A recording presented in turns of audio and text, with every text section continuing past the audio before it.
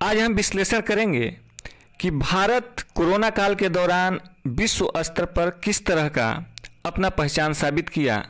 जो भारतीय इतिहास हमेशा हमेशा से गाता रहा है, उस गाथा को पुनः दोहराया और भारत ने मानवता के सारे रिकॉर्ड तोड़ दिए।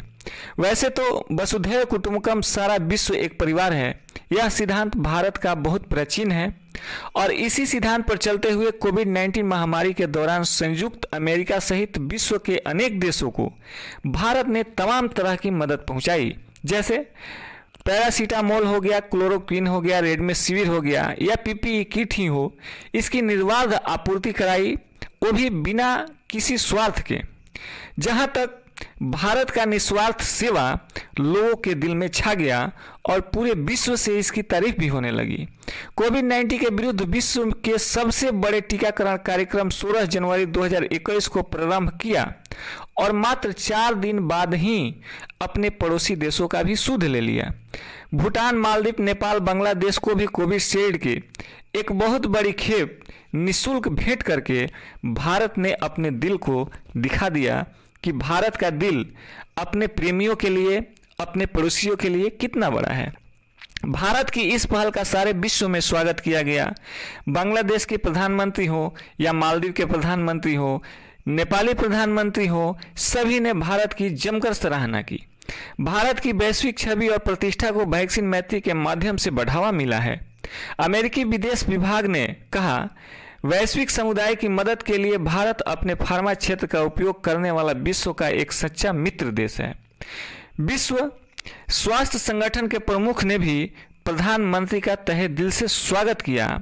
उन्होंने कहा कि प्रधानमंत्री नरेंद्र मोदी को वैश्विक कोविड-19 अनुक्रिया के निमित्त निरंतर समर्थन के लिए ट्वीट से धन्यवाद देता हूं।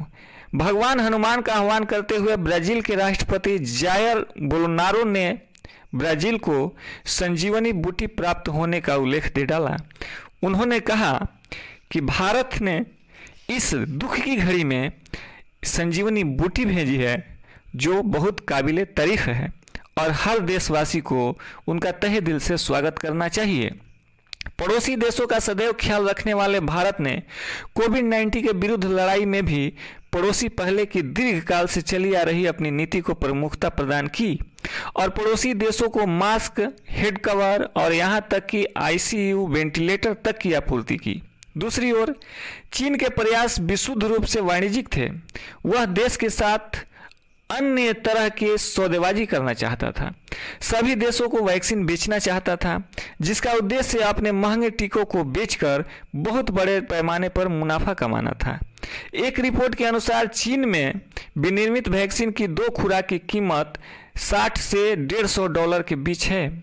अब आप सोच सकते हैं कि यह पूरे विश्व में दवा बेचकर चीन क्या करना चाहता था। आश्चर्य नहीं है कि भारत के सस्ते और प्रभावशाली विकल्प ने ड्रैगन की कमर ही तोड़ दी, चाहे वो आर्थिक रूप से हो या मैत्री रूप से हो, और विश्व स्तर पर उनका छवि भी खराब कर दिया। चीन का मीडिया अलग अलग कोणों से भारत की वैक्सीन मैत्री कूटनीति की आलोचना कर रहा है। वैक्सीन के मोर्चे पर भारत के प्रयासों की आलोचना करते समय चीन यह भूल गया कि विश्व में अनुमानित 65% बच्चों को भारत के सीरम इंस्टीट्यूट द्वारा विनिर्मित कम से कम एक टीका जरूर प्राप्त होता है।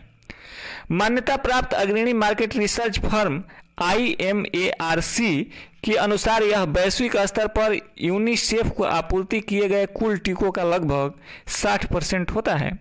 इतने बड़े विश्वास के साथ जीने वाला देश भारत चीन के बहकावे में कभी आने वाला नहीं है। चीन ने वुहान वायरस के खिलाफ प्रतिक्रिया को देखते हुए अपनी छवि को सुधारने का भरसक पूरा प्रयास किया, लेकिन चीन किसी भी स्तर पर वैश्विक नेताओं को अपने विश्वास में नहीं ला सका। वुहान वायरस के वैश्विक प्रसारण में उसकी कोई भूमिका नहीं थी, तथापि यह भारत था जिसने वायरस से लड़ने के प्रयासों के लिए अपने सामने एक नेतृत्व के रूप में चुना और जमकर लड़ा और कोरोना को मात भी दिया।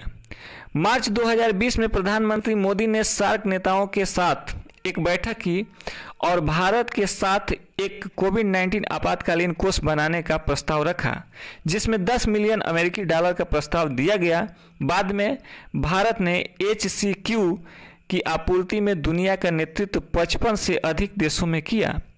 उनमें से कई मुफ्त में थे। यूएस एफडीए ने कोविड-19 के लिए एक संभावित उपचार के रूप में इसकी पहचान की है। अर्थात भारत अपने इस छवि से एक ऐसी बेमिसाल दिल को पेश किया है जिसकी तुलना चीन कभी नहीं कर सकता है, और इस नीति के अगल बगल क्या कहीं भी चीन दिखाई नहीं देता है। ऐसे में अगर हम विश्लेषण करें कि वैक्सीन विनिर्माण में भारत की क्या क्षमता रही, तो भारत की वैक्सीन उत्पादन क्षमता आज के परिप्रेक्ष्य में विश्व की सर्वाधिक अच्छी और विश्वसनीय आस्ती है। संयुक्त राष्ट्र महासचिव एंटोनियो गुटेरस ने विनाशकारी वैश्विक स्वास्थ्य संकट का मुकाबला करने के लिए विश्व के अनेक देशों को भारत द्वारा कोविड-19 वैक्सीन की खुराकें आपूर्ति किए जाने के लिए भारत की प्रशंसा करते हुए कहा, मैं यह कहना चाहूँगा कि हम भारत पर कितना भरोसा करते हैं। मेरा तात्पर्य यह है कि भारत में अत्यधिक विकसित और उन्नत फार्मास्यूटिकल्स उद्योग हैं। भारत ने उपयोग के लिए जेनरिक के उत्पादन में बहुत महत्वपूर्ण भूमिका निभाई, जो दुनिया भर में दवाओं तक पहुंच के लोकतांत्रिकरण का एक महत्वपूर्ण तत्व है। संयुक्त राष्ट्र महासचिव ने आशा व्यक्त की कि भारत के पास वैश्विक टीकाकरण अभियान सुनिश्चित करने में प्रमुख भूमिका निभाने के लिए आवश्यक वे सभी उपकरण होंगे जिनका प्रयोग सारा विश्व महामारी से लड़ने के लिए कर रहा है। ज्ञातव्य है कि वैश्विक स्तर पर कोविड-19 वैक्सीन की आपूर्ति के पहले चरण में वैक्सीन मैत्री पहल के अंतर्गत भारत अपने 5 पड़ोसी देशों सहित विश्व के 9 देशों को कोवैक्सीन की 60 लाख खुराकें आयु वर्ग में भेज चुका है।